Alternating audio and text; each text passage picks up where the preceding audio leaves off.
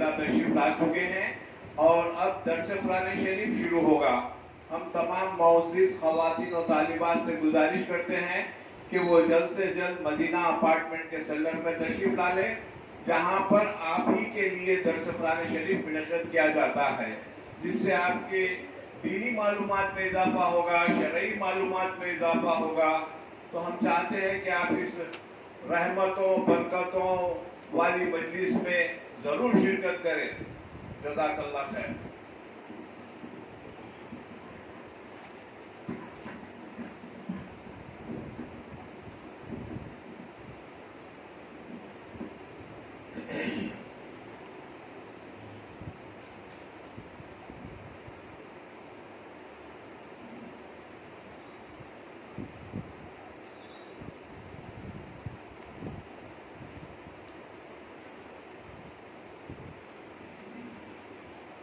بسم اللہ الرحمن الرحیم نحمده ونصلي ونسلم على حبیبه الکریم الامین العزیز الرؤوف الرحیم وعلى آلہ واصحابہ الافضلین الاکرمین اجمعین، اما بعد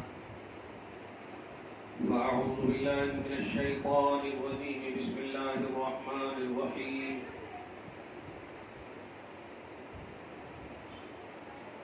إذ كنتم أعداء فألف بين قلوبكم فأصبحتم بنعمته إخوانا، صدق الله العظيم۔ حصول برکت کے لیے دھیرے دھیرے درود شریف پڑھ لیجیے۔ اللهم صل وسلم بارک علی سیدنا و شفیعنا و حبیبنا و مولانا محمد وآلہ واصحابہ وبارک وسلم، صلی اللہ تعالی علیہ وسلم۔ سورہ آل عمران سورہ نمبر 3 کی آیت نمبر 103 سے درس کا آغاز ہے۔ گزشتہ درس میں سیرت بیانی کے حوالے سے اپنی ذمہ داری، خیر امت کا احساس، رسپانسبلٹی کے حوالے سے کچھ باتیں، کچھ دینی شہپارے پیش کیے گئے۔ اللہ پاک قبول فرمائے۔ سچ یہی ہے، ذات کی سمجھ اور اس کے ادراک کے بغیر باتوں کی مہانتا، باتوں کی اہمیت نہیں ہوتی ہے۔ جب تک ذات سمجھ میں نہ آئے تو بات سمجھ میں نہیں آ سکتی۔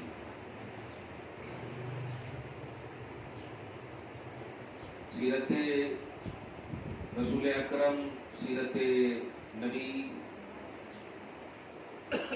کے حوالے سے لازم ہے کہ سب سے پہلے نبی اور رسول اکرم کو جانا جائے، پہچانا جائے۔ میں نے بچپن سے ایک اشارہ کیا تھا، آج آپ دیکھیں آیت ہی کے ذریعے سے آپ کو بتاؤں۔ ایک قبیلہ ہے اوس اور خزرج، دو قبیلہ ہے، قبیلہ اوس اور قبیلہ خزرج۔ حضور صلی اللہ علیہ وسلم کے آمد سے پہلے عرب کا عجیب سا ماحول تھا۔ ذرا ذرا سی جھگڑے کی بنیاد پر صدیوں دشمنی، عداوتیں۔ خود ان دونوں قبیلوں کے درمیان 120 سال تک، 120 سال تک ہم سوچے تو پنرجنم کا مسئلہ آ جاتا، معاذ اللہ رب العالمین۔ 120 سال تک قبیلہ اوس اور خزرج کے درمیان عداوت رہی، معمولی بات پر۔ معمولی بات کی ایک مثال دو، جیسے ہمارے بچے نے اپنے بچے کو ذرا سے مار دیا، بس اب آپا نے اتنی دشمنی کر لی ہے کہ ہم تو کرے چلے گئے قبر میں، ہمارے بعد بھی آنے والی نسلیں، اچھا ابا ان سے بات نہیں کرتے تھے، میں بھی نہیں کرنا، لو پھر پوترا آیا، پوترا بھی دادا بات نہیں کرتے تھے، میں بھی نہیں کرنا۔ یہ نسل در نسل عداوت رہتی تھی، معمولی سی بات۔ قرآن نے اس کو بڑی خوبصورت سے پیش فرمایا ہے، اور اہمیت آمد مصطفیٰ اور سیرت کا خوبصورت عنوان اسی وقت قابل اعتبار ہوگا، قبول ہوگا، جب آپ ذات رسالت کو سمجھیں، مانیں، پہچانیں، پھر انشاءاللہ ایکسپلین کریں تو آپ کی سیرت میں ہر پہلو میں خوبصورتی اور حسن نظر آئے۔ ہاں، غیر لوگ کیا بول رہے ہیں اس طرف دھیان ہم کو ہرگز نہیں دینا چاہیے۔ دیکھیے جب ہمارے بوتل میں بھرا پانی رہتا ہے تو ہمیں دوسروں کے بوتل میں جھانکنا نہیں چاہیے. صحیح ہے نا؟ ہاں، جب پانی نہ ہو تو ذرا دیکھنا پھر ٹھیک ہے. میرے آقا صلی اللہ علیہ وسلم کی ذات بابرکات اتنی عظیم الشان ہے کہ آپ کی زندگی ظاہری کا کوئی ایسا حصہ نہیں ہے جو کرپشن والا ہو. آل ان آل کرپشن سے پاک ہے. تو اب جب ایسی ذات ہمارے پاس ہے تو اب ان کے خلاف بول کے آپ بولے دھیان ہی نہیں دینا چاہیے، کیونکہ آپ جانتے ہیں کہ یہ ذات آل ان آل کرپشن سے پاک ہے. الحمدللہ یہ سوچ اگر ہوگی نا تو جتنی بھی یہ دشمن، اور افسوسناک بات یہ بھی ہے کہ ہم دھیان دے دیتے ہیں. دھیان دینا ہی ہماری نادانی ہے. کیوں؟ اس لیے کہ چھوٹی سی بات ہے، جب آپ خود ایک چھوٹی سی بات لیں، جب آپ چوری نہ کیے ہو، آپ پر کتنا بھی آپ پر الزام تراشیاں ہو، آپ دھیان نہیں دیں گے، کیونکہ آپ جانتی ہیں کہ آپ چور نہیں ہیں. لیکن جو چور ہوتا ہے نا وہ قسم کھاتا ہے میں چوری نہیں کیا ہوں، وہ بڑا پھڑ کرتا ہے. جو چوری نہیں کرتا وہ بس میں نہیں کیا ہوں تو نہیں کیا ہوں، ختم. تو انسان کو جب یقین ہوتا ہے کسی چیز کے بارے میں تو وہ پرسکون ہوتا ہے، ریلیکس ہوتا ہے. آپ کو کیا نبی صلی اللہ علیہ وسلم کے بارے میں یقین نہیں ہے؟ یقین ہے، یقیناً یقین ہے کہ یہی وہ ذات ہے. یہ مسلمانوں کی بات نہیں کہہ رہا ہوں. ایک بہت بڑا اسکالر، بہت بڑا اورینٹلسٹ گزرا ہے، عیسائی بہت بڑا ڈاکٹر، بہت بڑا پڑھا لکھا گزرا ہے. آپ سب یوں سمجھیے کہ بہت بڑا ہے وہ عیسائیت میں. اس نے ایک کتاب لکھی 100 والے، اس میں سب سے پہلے نام آپ کے اور ہمارے نبی محمد عربی صلی اللہ علیہ وسلم کا رکھا. اس کتاب میں 100 شخصیتوں میں سب سے اعلیٰ شخصیت کس کو رکھا؟ محمد عربی صلی اللہ علیہ وسلم کو. اور ہے کون وہ؟ عیسائی ہے. عیسائی کا مطلب کیا ہوا کہ عیسیٰ علیہ السلام کو ماننے والے. سوچو، ایک نبی کو، ایک رسول کو ماننے والا خود جو ہے آپ کے اور ہمارے نبی صلی اللہ علیہ وسلم کو 100 میں سے سب سے پہلے نمبر پر رکھ رہا ہے. یہ میں اس لیے نہیں کہہ رہا ہوں کہ اس کی وجہ سے مصطفیٰ، نہیں، یعنی آپ صلی اللہ علیہ وسلم غیروں کی نگاہ میں بھی اچھے ہیں. تو ہم اپنے ہیں. ہم کیسے شکوک و شبہات کی دنیا میں جی سکتے ہیں؟ یا کسی کے کہنے کی وجہ سے جو بھی اگر بول دے تو ہم شک کر سکتے ہیں کہ کیوں بولے، کائیں بولے. یہ شک بھی نہیں کرنا چاہیے کہ انہوں نے ایسا کیوں کہا. نہیں، یہ ایسا ہمارا عقیدہ ہونا چاہیے کہ جس طرح حضرت سیدنا ابو بکر صدیق رضی اللہ تعالیٰ عنہ کو ایک موقع سے ابو جہل نے آ کر، ایک موقع سے کیا، معراج کے موقع سے ابو جہل نے آ کر کہا تھا، اے ابو بکر دیکھو محمد ایسا کہہ رہے ہیں. یعنی رات کے تھوڑے سے حصے میں مسجد حرام سے مسجد اقصیٰ، پھر وہاں سے آسمان. اب آپ بتاؤ تھوڑے سے حصے میں کیسے جا سکتے ہیں؟ امپاسبل ہے نا. ایسا یہی سننا چاہ رہے تھے، کنورٹ کرنا چاہ رہے تھے. حضرت سیدنا ابو بکر صدیق نے ان کی طرف دیکھا بھی نہیں. نبی کا نام آیا اور جملہ کہا کہ اگر وہ کہہ رہے ہیں تو سچ ہے. کیا بات ہے! دیکھا بھی نہیں اس کی طرف، بلکہ کہا اگر محمد کہہ رہے ہیں صلی اللہ علیہ وسلم تو بالکل سچ ہے. یہ ہمارا تصور اور ایمان ہونا چاہیے.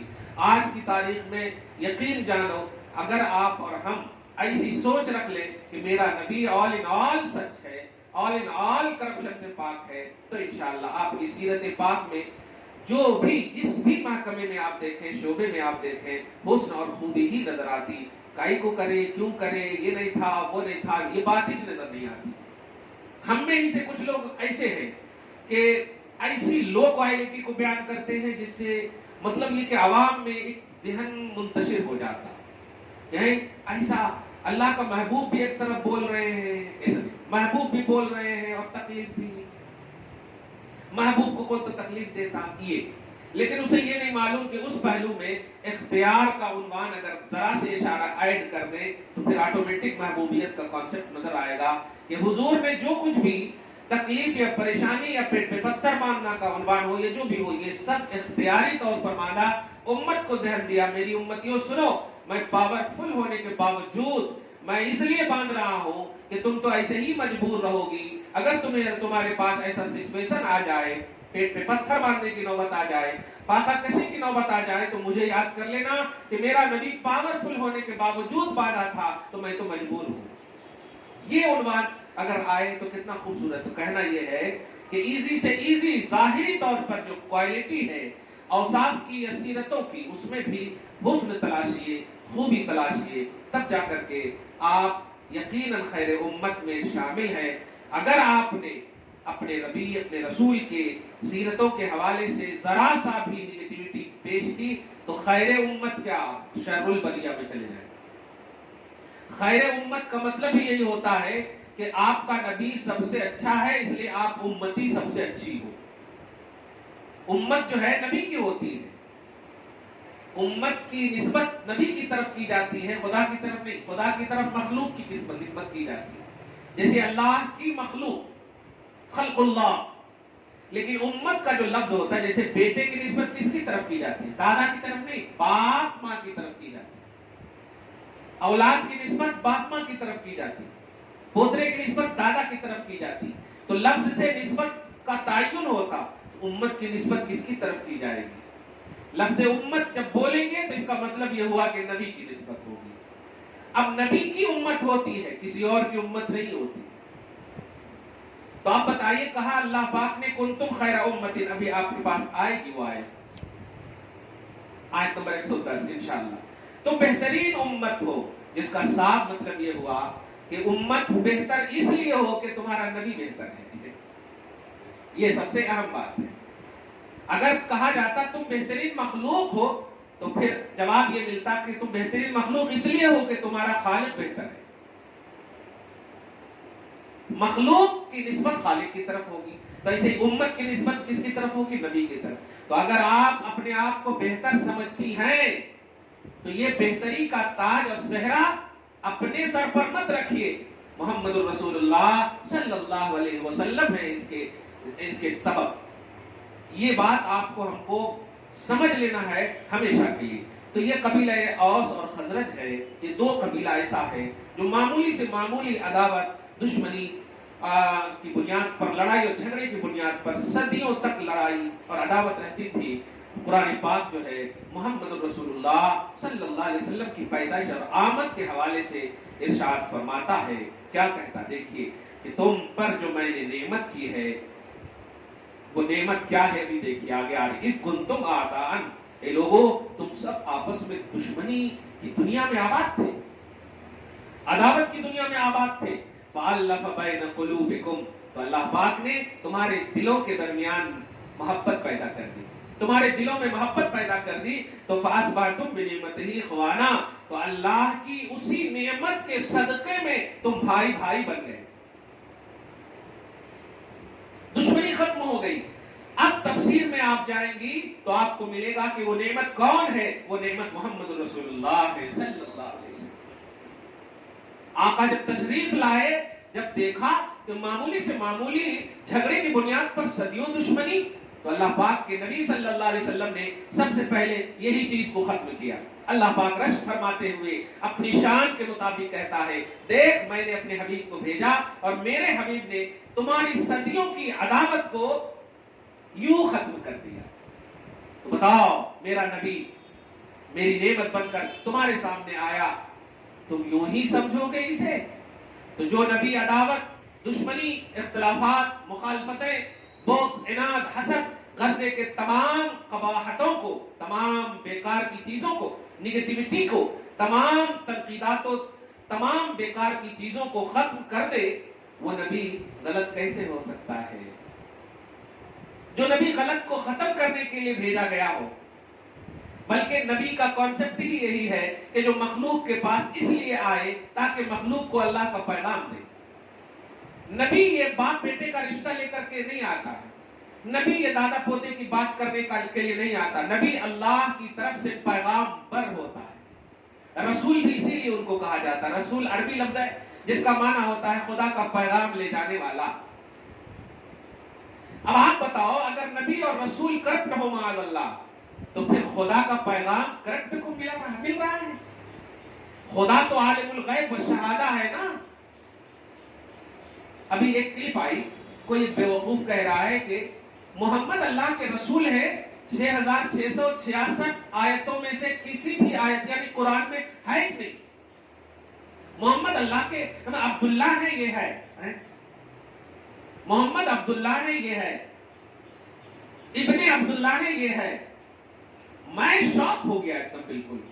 یہ کیسی بدیہی، ایک دم سرلی ایسی غلطی کر رہا ہے کہ بتائیے اگر ہمارے نوجوان ذرا سا بھی قرآن کا مطالعہ جو نہیں کیے ہوگے تو پہلا علم تو محمد کے بارے میں یہی جائے گا ان کے دماغ میں. گویا محمد رسول اللہ نہیں ہے قرآن میں تو اس کا مطلب یہ وہ کلمہ مت پڑھو آپ. یہ مطلب ہوا کتنی نیگیٹیوٹی ہے اس کے اندر. مگر میں کہتا ہوں کہ تم جو کہے ہو کہ ابن عبداللہ، یہ پورے قرآن میں نہیں ہے. محمد عبداللہ کے بیٹے ہیں ایسا انٹروڈکشن ہے ہی نہیں قرآن میں. مگر محمد اللہ کے رسول ہیں یہ تو سورہ فتح کی لاسٹ آیت کریمہ ہی میں ہے، محمد الرسول اللہ والذین آمنوا معه اشداء علی الکفار. سورہ فتح کی لاسٹ آیت کریمہ میں یہی لفظ ہی ہے، محمد الرسول اللہ. اب آپ بتائیے اگر آپ نے قرآن نہ پڑھا ہو، مطالعہ نہ کیا ہو، اسٹڈی نہ کیا ہو اور یہ کلپ آپ کے پاس آ جائے کہ محمد رسول اللہ محمد اللہ کے رسول ہیں، قرآن میں ہے ہی نہیں، تو دو طرح سے قرآن سے بھی بھروسہ آپ کا اٹھ جائے گا، نبی سے بھی اٹھ جائے گا، اور یہ دونوں سے بھروسہ اٹھ گیا تو خدا ہی کہاں ملا آپ کو. تو ایسی سازشیں یہودی ہو رہی ہے، ان سے آپ کو کیسے باخبر ہونا ہے؟ آپ کو نبی کے قریب ہونا ہے، نبی کو بہت اچھے سے پہچاننا ہے. میں نے ابھی بہت ایک اچھا سا لفظ میرے منہ میں آ گیا کہ نبی اور رسول جو ہوتا ہے وہ باپ اور بیٹے کے رشتے کا عنوان لے کر نہیں آتا، وہ اللہ کا پیغام لے کر آتا، پیغامبر ہوتا ہے. تو اگر آپ کسی بھی قبیلے سے تعلق رکھیں، بلکہ کسی بھی مکتب فکر اور مسلک سے تعلق رکھتی ہو، اتنا تو طے ہے کہ اللہ کو ایک ماننا یہ پہلی ذمہ داری ہے ہر مومن کی. اللہ کے ایک ہونے میں، اللہ کے ایک امت کے ماننے کے حوالے سے کسی کو شک نہیں ہے، لا الہ الا اللہ کے حوالے سے کسی بھی مومن کو شک نہیں ہے، چاہے وہ کسی فرقے کا ہو. کلیئر بات ہے، کسی بھی جماعت کا ہو. اب آپ بتائیے، اور یہ بھی اسے 100% یقین ہے کہ اللہ وہ ایک ہے جو عالم الغیب والشہادہ ہے. اسی طرح یہ بھی یقین ہے کہ بے شک اللہ ہر شے پر قادر ہے. یہ بھی یقین ہے کہ لہو ملک السماوات والارض، آسمان و زمین کا وہ مالک ہے.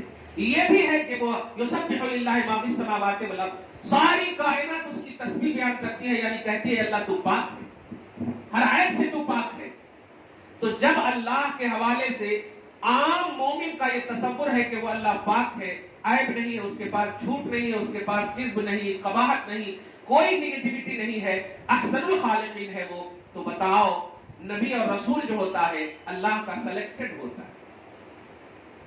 اب آپ بتائیے محمد رسول اللہ کو اس آئینے میں سمجھیے. تمام نبیوں کو تو اپنی جگہ پر رہنے دیں، لیکن اس محمد رسول اللہ صلی اللہ علیہ وسلم کے حوالے سے ذرا سوچیے کہ یہ اللہ کا پیغام لینے والا، لانے والا، امت کو دینے والا نبی اور رسول ہے، اور نبی اور رسول سلیکٹڈ ہوتا ہے اللہ کا وہ بھی. اور اللہ کا اسٹیٹس اور لیول آپ نے یہ دیکھا ابھی کہ اللہ جھوٹ نہیں بولتا، اللہ کذب سے پاک ہے، عیب سے پاک ہے، قدرت والا ہے، ساری بادشاہت اسی کے پاس ہے، خیر اسی کے ہاتھ میں ہے، قبضے میں ہے. تو اب آپ بتاؤ جو اللہ اتنا اعلیٰ ہو وہ اللہ اگر سلیکٹ کرے گا کسی کو بھی تو وہ کرپٹ ہوگا؟ معاذ اللہ، ہرگز نہیں ہوگا. کیونکہ یہ اس نبی اور رسول کا قصور نظر نہیں آئے گا بلکہ خدا کے سلیکشن پر اعتراض ہوگا. نبی اور رسول سلیکٹڈ ہوتا ہے اور سلیکٹر اللہ ہوتا ہے، اور سلیکٹر کی شان یہ ہے کہ وہ ہر عیب سے پاک ہے. آپ بھی سبحان اللہ بولتے ہیں، سبحان اللہ کا معنی ہوتا اے اللہ تو پاک ہے، اے اللہ تو پاک ہے. کس چیز سے پاک ہے؟ پاک سے تھوڑے ہی پاک ہے، ہر ناپاکی سے پاک ہے، ہر عیب سے پاک ہے، ہر برائی سے پاک ہے. پاکی کا مطلب ہی یہی ہے. تو اللہ کی جب یہ شان ہے کہ وہ ہر عیب سے پاک ہے تو جس کو وہ چنے گا وہ بھی عیب سے پاک ہوگا، کیونکہ پاک ذات پاک ہی کو چنے گی نا. اور پاکی کا تصور یہ ہے کہ کرپشن سے پاک، غلطی سے پاک. اب آپ بتائیے آج پوری دنیا میں محمد رسول اللہ صلی اللہ علیہ وسلم کے حوالے سے دشمنان دین، دشمنان نبی، دشمنان محمد صلی اللہ علیہ وآلہ وسلم جو اس طرح کی نازیبہ کلمات اور حرکتیں کر رہے ہیں، آپ جذبات میں بلا وجہ نہ آ سکے، نہ آئے، بلکہ آپ سچے نبی کے علمبردار اور ماننے والے ہیں. آپ الحمدللہ ثم الحمدللہ آپ بارگاہ رسالت میں توجہ کریں یا رسول اللہ، یہ ظالم نادان کچھ نہیں جانتے، کچھ نہیں سمجھتے، فدا کا امی و ابی یا رسول اللہ، میرے تو ماں باپ آپ پر قربان کو یا رسول اللہ۔ اس تصور میں آپ نذران عقیدت و محبت بارگاہ رسالت پیش کریں۔ تو یہ تصور ہونا چاہیے آپ کا اور ہمارا کہ آپ کا نبی ہر کرپشن سے اس لیے پاک ہے کہ وہ اللہ کا نبی ہے، وہ اللہ کا رسول ہے۔ اس آئینے میں سیرت کو سمجھیے، اس آئینے میں سیرت کو پڑھیے۔ آپ ذرا سوچئے، ایک دنیاوی طور پر ایک مثال لوں، آپ کا داماد، ایک عام مثال دے رہا ہوں میں، اگر یہ معلوم ہو جائے کہ وہ حاجی ہے، متقی ہے، نمازی ہے، پرہیزگار ہے، تو یقین جانیے کہ آپ ساس ہو کر کے بھی ان کی عزت کریں گے، ایک دنیاوی طور پر۔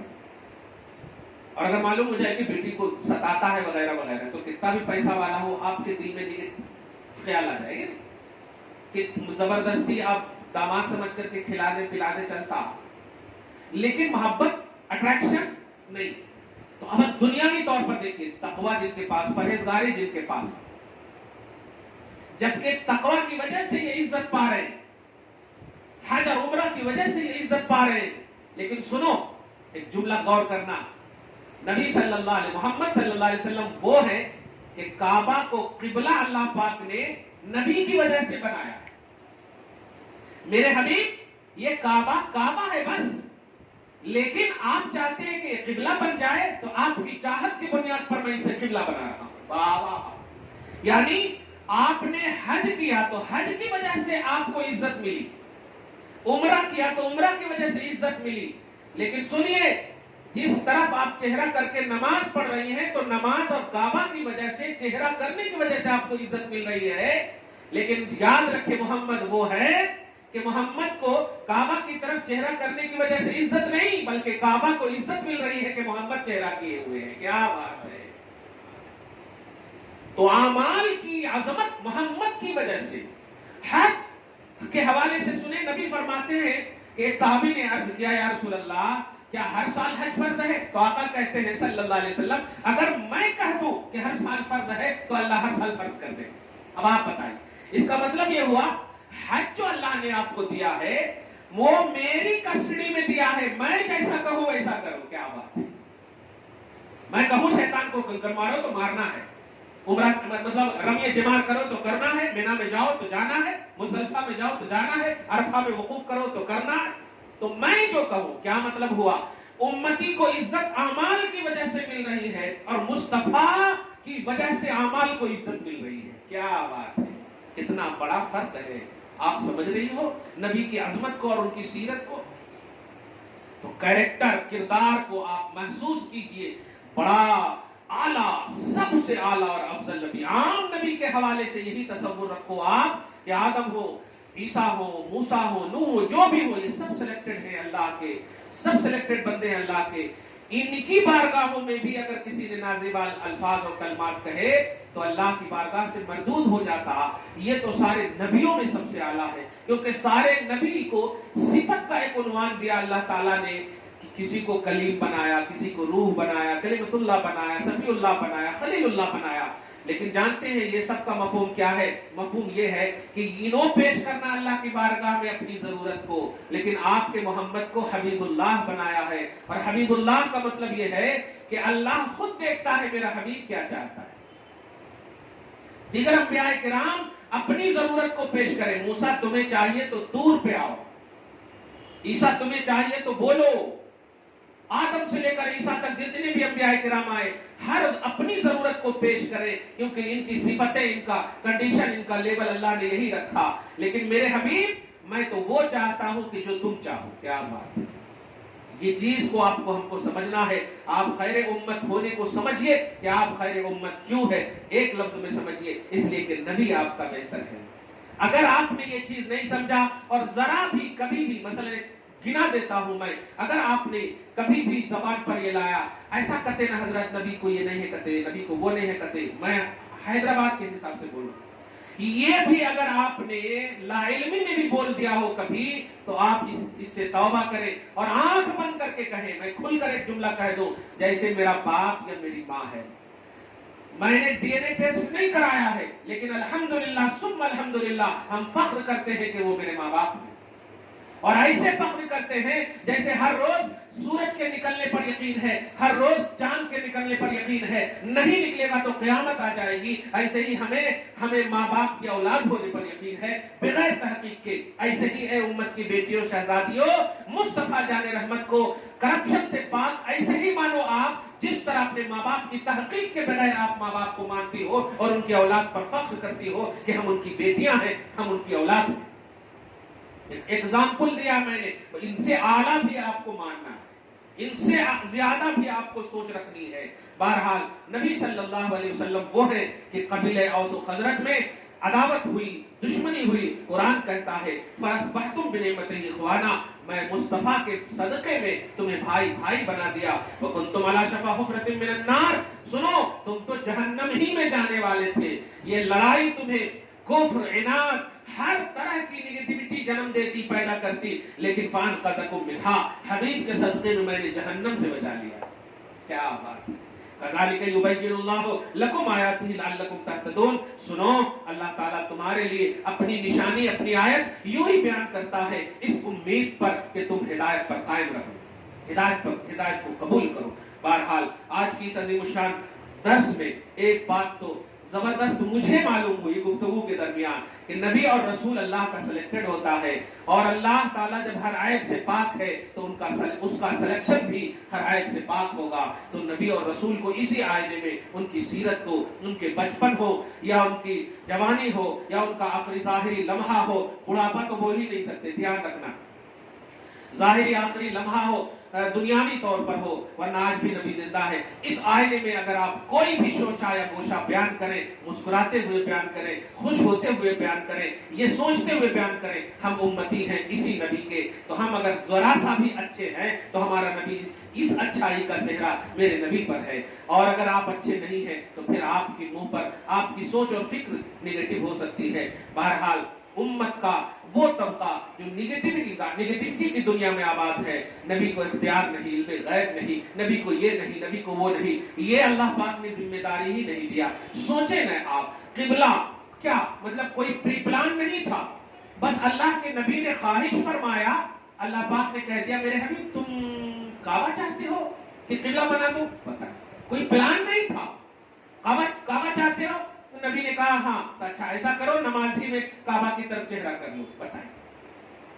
تو جو اللہ خالق اور مالک اور پاورفل ہو کر کے مصطفیٰ کی خواہش کو، ان کی پوزیٹیوٹی کو دیکھیے، ان کی پوزیٹیوٹی کو، ان کے مثبت خیال کا اتنا احترام فرماتا ہے، امت ان کے لیے نیگیٹو کیسے ہو سکتی ہے؟